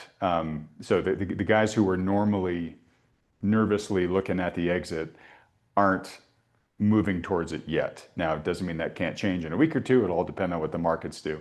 But the fact that you guys aren't getting more, aren't taking steps to de-risk yet, I think is a strong sign that the market doesn't yet seem to be sending any signs of worry. All right, John, Right. coming over to you here. Mike, just FYI, I'm going to come back to you after John to talk about the metals. I'm calling this sort of the agony and the ecstasy update from you guys here. Ecstasy being obviously the market's just insatiable appetite for risk at this point, SpaceX IPO, all that stuff. But the agony side is over there with the precious metals right now. So we'll come back to you for that. John, anything you want to add to what Mike said? And I think you also prepared some materials which could be kind of instructional about what to do if indeed there is a lost decade ahead. Yeah, absolutely. I think Mike did a great job summarizing Kevin's, I thought, very, very helpful comments. We appreciate his big picture take there, and we agree with it broadly. And we also agree that the metrics that give us concern over kind of a more intermediate to long term are not very useful in a timing sense. So that's why we kind of speak out of both sides of our mouths in a sense here. But we think it's pretty profoundly negative over the mid to longer term. And we think the story repeats as it's done in many times before.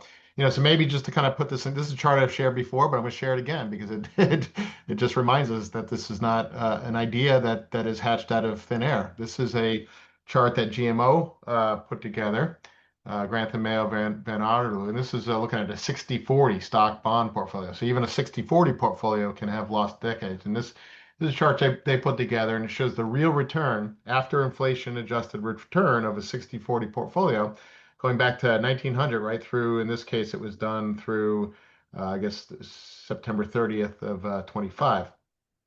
So question mark, are we in the midst of a lost decade now? Remains to be seen. We think there's a good chance that we probably are. It says nothing about the short term. The last lost decade, if you will, that we had was teed off with the tech bubble.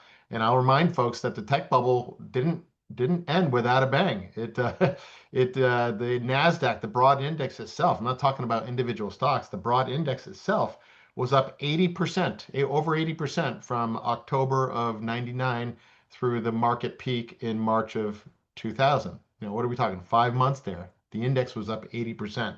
So you can have a lost decade, but still have markets go flaring higher in the precursor to that. But the lost, and then of course the NASDAQ didn't get back to its height for 15 years, right? It was the last decade and a half, pretty much. Exactly. So this means a lot. It doesn't mean so much if you're young and you can just sit it out, and no one wants to sit through that. If you're 20, 25 years old, you don't want to sit through an 80% peak to trough decline in the Nasdaq like the tech bubble saw.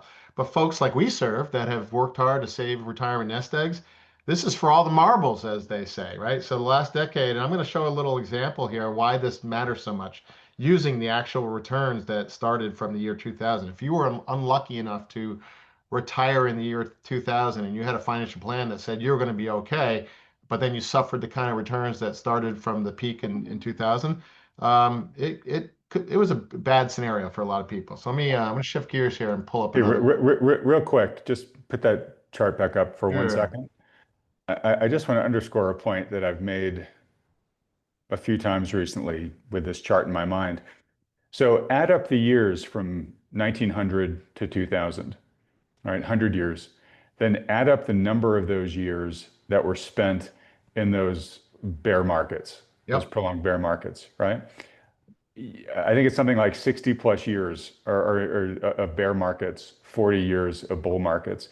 Yep. And it's just a really important point to make sure people get, which is that bear markets are more common than bull markets. We just don't think that way because since the late 80s, we haven't really had that many bear markets so far. Yep. So we're getting this impression, I'll use a Game of Thrones analogy, where we have this extended summer and everybody thinks that summer is going to last forever. But folks, winter comes. And when you look at the scope of history, winter's around longer than summer is here. But we have a market that is just pricing in endless summer. Yeah. Now, that's a great point, Adam, and that prompts another point I'd like to make. These decades, so-called lost decades, were painful, but make no mistake about it, they weren't always down. I mean, in the lost decade of the tech bubble, inception, that was a over 50% decline in the S&P, followed by a very strong rally leading up to the peak of the housing bubble. It doesn't mean you have to sit out those decades. It just means, at the extremes, taking risk off the table is absolutely prudent, if not critical, to ensure, success, Right. right? If you avoid the downdraft, you can actually make a lot of money during these periods. Absolutely right. I mean, at the bottom of the tech bubble, it was a fabulous time to be taking risk. Same at the bottom of the housing bubble. I remember, we did a very nice job navigating our clients through the housing bubble, not without any downside, but far less downside. I'll just put it bluntly. But even we started to get pushback from our clients when we were starting to buy them into the market in late '08. A little bit early, didn't buy them until March of '09, but it was categorically a fabulous time to be taking risk. And that's how damaging these environments can be. But they can also be opportunistic so long as you sell high and buy low, as they say, or keep some powder dry, take some chips off the table. And that's really what we're talking about here. That's why we're underweight. Mike mentioned that we're probably near the upper end, if not the upper end of where we'd feel comfortable at 50% right now. That doesn't mean we'll never go to 70 or 80% equities for clients based upon their situation. That's absolutely in the cards, but it's not likely to be from these valuation levels because that's the other thing. These aren't random events. If you look at the start of these lost decades, the CAPE ratio, the cyclically adjusted PE ratio, were at high levels. It's just not random. They reliably and predictably start not to the day of high valuations, but from an era of high valuations, which is categorically where we are right now. So let's try to bring this to a more practical situation for individuals. I'm going to pull up a screen. This is actually a financial planning software package that we use with our clients. And like with any software or model, it's only as good as the assumptions and the judgment that go into it. You put garbage in, you get garbage out. So here's a hypothetical client. This client I modeled has 2.7 million. And a lot of these financial planning softwares, they basically use simulation to model uncertainty and returns and give a probability of success. How likely is it that you're going to get through your lives without running out of money? In this case, it says you got about a 67% chance. I've modeled in some expected cash needs for living expenses, things like that. And, the first thing I'll say is, the 33% that these models like this say you're going to fail, well, it's not quite that dire because technically a scenario where you run short of $1 is considered a failure. In reality, people are going to adjust their spending to some degree so that this is not a bad, robust situation. Maybe you want to be somewhere in the 75 to 80%, but this is not the end of the world. This is not as dire as a 30, 1 in 3 chance of running out of money because people are going to adjust their spending. But this is based upon a pretty standard run-of-the-mill projection of returns, as if, the markets are always destined to give historically average returns. Let me show you an example here. If you run this same situation through the returns of the, I'm going to go here. So this is what a baseline scenario looks like for the asset level of this particular client under the, projecting at, just normally forward-looking returns based upon historical averages. And you see there's a drawdown in the assets, but at the end of this plan, they end up with still $1.2 million in the bank, so to speak. Okay. Look what And happens. the drawdowns because they're taking X percent. Yeah, Here, they're spending money, and Yeah. there's some scenarios. This is the median scenario. If you look at all these thousands of simulations that this software does, there's some scenarios where they may run out. I just said there's 33% chance, but there's others where they end up with far more in the bank. But this is kind of the median scenario, if you will. But that's under the, hey, everything looks great forward. We're going to take long-term average returns and assume that they go off into the future indefinitely. Look what happens if you actually model the actual return sequence from 2000 to 2025. You actually run out of money. Wow. Yeah, right. So this is not theoretical; it's real. These are real impacts that folks got to be careful about. And how best to avoid that from happening? Well, don't suffer the big downturns, and you don't have to be perfect in the timing. Said another way, you didn't have to be in the NASDAQ market ascension by 80% in 5 months, because that right thereafter it dropped over 80%. And the round trip total return you got, if you sat passively through that, was negative almost 70%. So you can afford to miss out on these late stage gains. What you cannot do is suffer the big downturns that are the defining feature of lost decades. If I pulled that lost decade chart up again, you would see they weren't a flat line. It wasn't a decade that went nowhere. It was a decade that was punctuated by 1 or 2 or 3 major bear markets that in each case, the bottoms of those were very investable and productive times to be taking on risk. Now's the time to be nimble, careful about risk, and there'll be better time to be blind to risk when valuations are lower and the setup is much better than it is now. Wow, that is super useful. So folks, the key message I want folks to get from this is if you are 50 or over, especially if you're retired here, a lot of people in that category, especially those watching, worked hard to build the wealth they have. They can't necessarily withstand a lost decade like that. And so do the work. If you've got good skills yourself, if you've got access to some of the software, fine, do it yourself. I highly recommend you go to a professional who does this all the time. Sit down, go through all these different simulations, permutations, see how vulnerable you are if indeed we have a series of returns ahead of us like John just modeled there. And if the numbers end up looking pretty grim, yeah, then first off, come up with a de-risk strategy, right? How can I reduce my vulnerability to a big market downdraft like this? And then secondly, start getting creative about other aspects, right? Okay, well, what can I do to maybe add some income streams, or maybe we can ratchet down our cost footprint a little bit. But this is the critical insight that a good professional financial advisor and just the working with a financial plan brings to you in terms of giving you a strong sense of how much confidence you should have given a whole bunch of different scenarios. And sadly, the probability of a lost decade ahead, I think it's just uncomfortably high given where valuations are, where everything that Kevin said and what John and Mike have said here. The math is telling us that we have pulled way too much of tomorrow's value into today and that we're going to be starved of gains in the future. Could that somehow work out differently this time? Maybe, but you have to bet on the anomaly, right? What you should be doing in your planning is betting on what is most likely to happen. And I hate to deliver sort of a scary message of, hey, if you've worked really hard and you've retired, you're close to retirement, but we might have this crappy period ahead of us for gains. Better you hear that now and take action today while the sun is still shining, rather than smack into this thing at 100 miles an hour with your eyes closed. So, and as John said, if you can position yourself such that, yeah, maybe you have to give up some of the remaining gains going forward from here that are left in this cycle, but you can sidestep the worst of the downfall. Well, then you may actually have, probably likely, will have some really good investable periods in the market where you can use this last decade not just to hunker down and survive, but actually maybe even kind of increase your probability for gains. But you got to do that in an eyes wide open fashion. So, anyways, folks, go talk to your financial advisor if you got one. If you don't, talk to one of the ones that Thoughtful Money endorses. Clearly, John and Mike can do this work for you at New Harbor.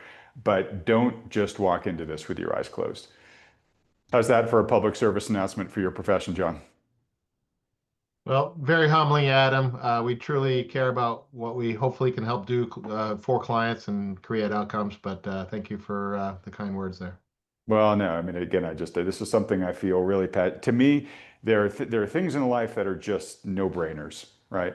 And having a good financial plan in general, it's a no-brainer. It doesn't cost you that much at all, money or time-wise, can save you a gargantuan amount of money in the future if you use it right.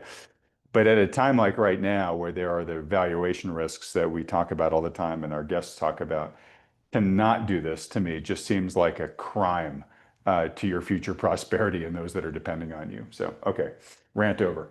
All right, we only have a couple minutes. Mike, let's go back to you. Speaking about ranting, a lot of precious metals investors are doing that right now. The day we're talking here, silver futures broke below $60 an ounce. I'm sure that's giving a lot of folks, especially those that might have gotten in for the first time in January, a lot of heartburn right now.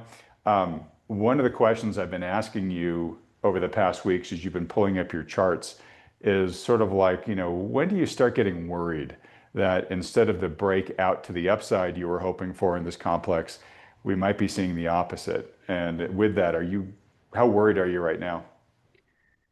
Oh boy, it's a tough question. I'll tell you, this is a tough trade here, Adam. We're getting down to the levels that just feel gut-wrenching, to be honest, for silver bulls. And I don't think that we're wrong. I don't think it's over, but I think that this pullback in silver is testing one's resolve.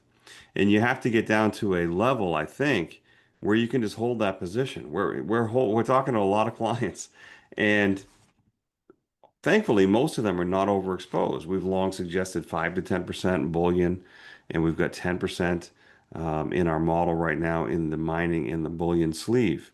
It was 12.5%, by the way, and a couple of weeks ago we did trim 2.5% of our gold position because we got a technical breakdown. But we go forward with a 10% position. And I think we're down, and that's not to say we wouldn't adjust or hedge that, but I got to tell you, we're pretty much in the depths here. We had a big move, as you know, with gold, and the big breakout was when it broke out of above about $35 spot last year. We broke out at 35 and we tripled, far out exceeding anything that I thought possible. Essentially going from 35 to what, 110, 115. I thought we might get a double if we're lucky, or we might even get a 50% move to something like 50. Well, let me bring up the chart, take a quick look at the ETF anyway, SLV. This is what it looks like. So SLV, when it broke out of the 30, 32 to 35 area back here, it's actually back here. We went up into the 40s and we actually came back down to 40 or so. And then we finally went off in this parabola, this rhino horn, if you will. And January 30th was a big day. And I was thinking that we're going to have a pullback and that was going to be relatively short-lived. That's what I was hoping or thinking. This was very exuberant. So it's not surprising that a lot of people thought that was a blow-off top, a 2011 type top. And to be fair, I still can't prove that it isn't. What I can say is that we've been continued to fail to get above this line that I thought was pretty important because it's defined by the breakaway gap and the subsequent tops. This was pretty brutal back a couple months ago when we broke out and then just came down. And as you can see, we are now well below that line. I think I probably said a couple weeks ago that if we break into the 50 or high 40s range, I'm really going to start to think that maybe we're wrong. But this is the tough thing, particularly with silver. Historically, you don't get to hold on to it easily. There's other times in history that we've pulled back, and 50% even, and then went on to new highs. 1973, I think it was. And then again in 2008, 2009, in the great financial crisis, silver came off almost 50%. and then 2 years later found a high more than 50% above that previous high. So what does this mean? And like I said, if we're talking to clients, how do you feel about where it's at? It's natural to feel uncomfortable, but are you feeling really distressed? Are you feeling panicked? If you are, that means you might have bought wrong. You might have used options. You might have too much. Because this is, in my view, this is trying to get people out.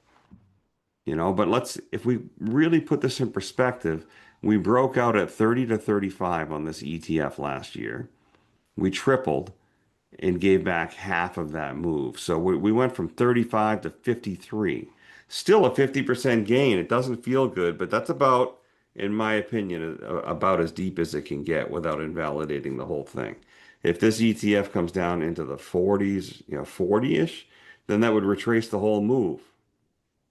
And that's just too deep. I personally think we might likely be within days of a reversal, but it's faith time.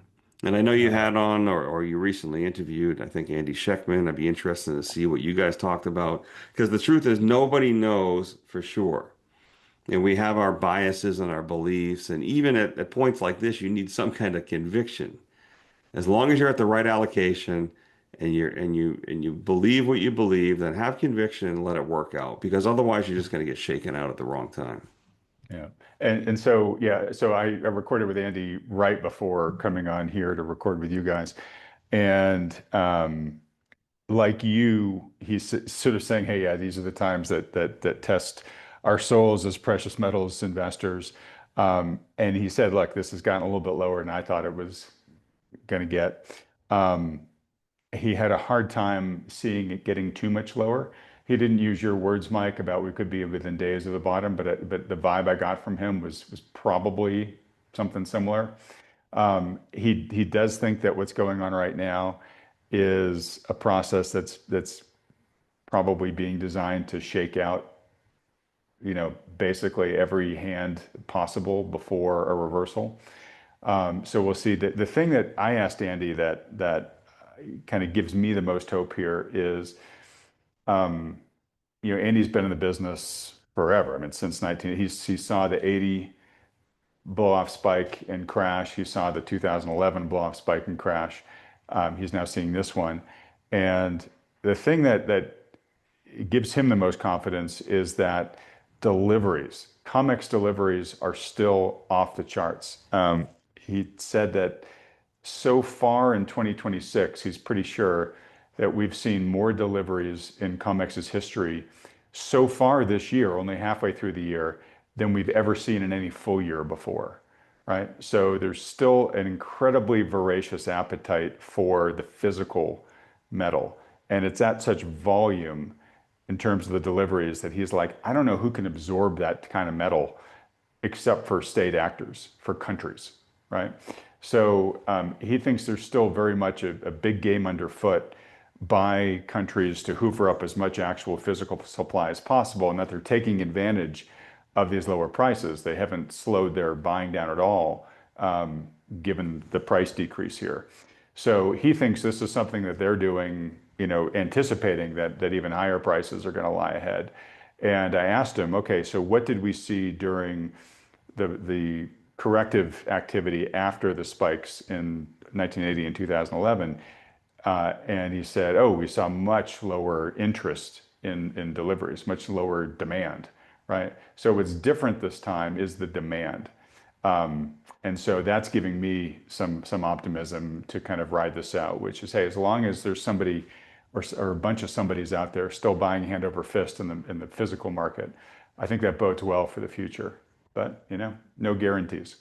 The one thing I want to say, and I did give us all credit for this during the conversation with Andy, was this is exactly why in January we were telling people, it's why I took the silver laser eyes off my X image, once we passed 100, even though I got just screams of disagreement from a lot of the people who had the bit in the mouth and were saying, no, this is the repricing we've always wanted. It's going way higher from here. Why are you bailing on us? It's because the price action just moved way too far, way too fast, and vertical moves don't last. And you guys were joining me and saying, hey, this is a time to take gains. This is a time to hedge. So, folks, that's why we deliver the unpopular messages when it's unpopular. That's when a good financial advisor is actually earning their keep, right? They're telling you, hey, this is a time of FOMO. Don't get caught up in it, or vice versa. Like you guys said, John, back in 2008. Hey, yeah, we know it. We know it feels painful right now, but this is actually the best time to start buying here.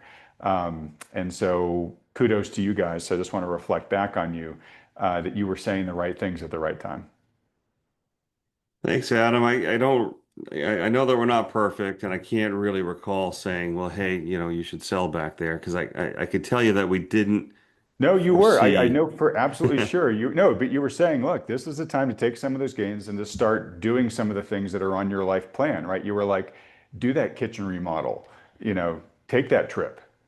Absolutely. So partial sales into that parabola made sense. Had I known it would fall this far, I would have told everyone to sell it all. But Well, nobody sure. knows the future. Nobody. Mike, I And think that I think you're forgetting the FOMO that we were feeling because we had hedges on and we capped some upside, but it was that's it was with true. good prudence that we did so, and it turned out to be quite prudent that we had those hedges for that. Yeah, nobody knows. Nobody can time a top. Nobody can time the bottom here on the turn. All you can do is to try to sell a little bit into real big strength. And if you feel like you don't have enough, like a client I talked to this morning, they were wanting to buy more back then.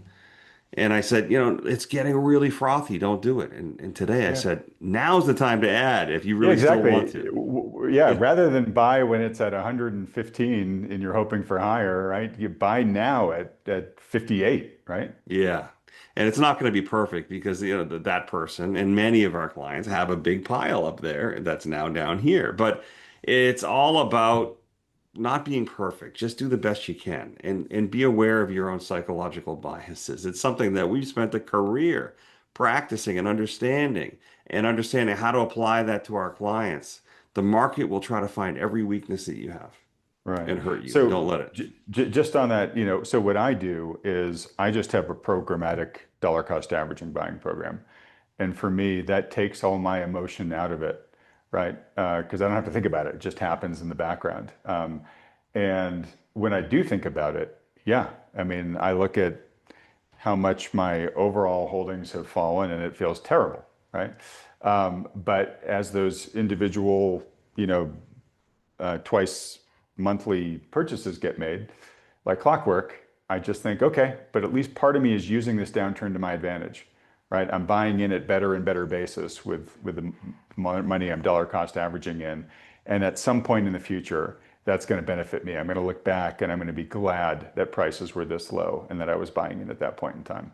So, anyways, It's a great strategy. actually the only other thing I want to mention on this, and then we'll wrap up, gentlemen, is you talked about psychological biases.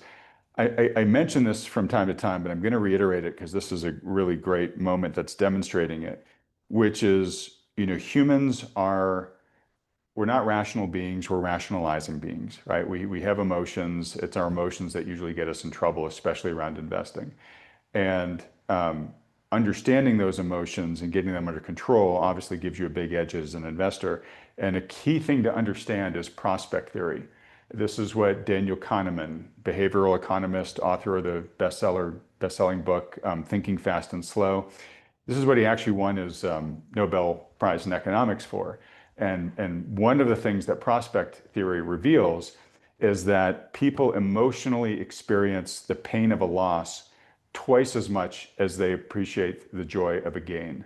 And so even though FOMO and greed is a really powerful emotion and it gets us all piling into the markets when we shouldn't, we got to keep this in mind because right now, I guarantee you, everybody that feels like they bought too much back in January in terms of the precious metals is now feeling that lesson. They're like, yeah, these losses feel terrible. And if I could go back in time, if I could bargain with God, and if I could just get a chance to just get back to even or whatever, right? I'll sell and I'll take my profits. And so you're right now, you're emotionally feeling that weight, that 2x multiplier that we feel when we take a loss. So I'm mentioning all this so that when things get frothy again, and we start telling you, hey, don't take too much risk. Like right now in the general market, right? If you're invested in semis or tech stocks or whatever, it feels great, right? And there are a lot of people out there that are increasing their reach for yield. They're like your client with trying to buy more silver when it was at 110, right? Where they're like, okay, this is great. Give me more of this, right? This is when you want to say, well, wait a minute, what's your upside here? I mean, how many more gains probabilistically lie ahead? Probably not too much. This is probably long in the tooth for all the reasons that Kevin were mentioning to us. Why would you want to take on the risk of those painful, gut-wrenching, 2x feeling worse, potential losses just to grab a few more nickels here while the getting is still good? So just very important, folks. Remember that we're all members of the animal kingdom, which means we're driven by instinct and emotion. And don't let those lead you in the wrong direction, especially in one where, again, it's going to feel twice as worse as it will feel good if you're right. So rant over. Totally agree with you, Adam. And, let us help you. And feeling those emotions, talk to us. We've been through it. We've seen it for, almost 25 to 30 years now. So. All right, well, let's get straight there. Folks, if you want to take Mike up on the offer, just go to thoughtfulmoney.com, fill out the short form there. Given your input, you'll be matched with one of the advisors that Thoughtful Money endorses. Or if you want to talk to John and Mike directly, there's a drop-down menu. You can just say, hey, I just want to talk with the guys at New Harbor. You'll be connected with them. Takes you only a couple of seconds to fill out the form. These consultations are totally free. There's no commitments involved. It's just a service these firms offer to help as many investors as possible. And to my earlier point, why wouldn't you do this, right? Like, why wouldn't you get their opinion on your current situation, where they think you might be vulnerable, where they think you might be doing great, so that you've got a plan going forward? Why not create a financial plan if you don't already have one, or if it's been over a year since you've updated yours, then get it updated. Again, all this stuff is free, and the potential gains that you could get from making smarter decisions based off of all this, they're there for the taking. Again, think about Kahneman's work there. Think of how much you'll feel like kicking yourself if you don't take any action here, and then you find out 6-12 months from now you were a lot more vulnerable than you expected, right? And now we're in the thick of maybe the start of a lost decade. So anyways, folks, take the easy apple off the tree is what I'm saying. Last thing, please thank John and Mike for coming on again, giving another great week for us. And if you'd like to see Kevin as well come back on relatively soon, whenever he's got something else to update us for, let him know that by hitting the like button and then clicking on the subscribe button below. What was that little bell icon right next to it? Gentlemen, thanks so much. Another great week. It's going to be really interesting to see what the future holds, but I appreciate that you'll be making sense of it for all of us when you come on next week. We appreciate it, Adam. We'll see you soon. Thanks as always, Adam. We'll see you next week. All right. And everybody else, thanks so much for watching.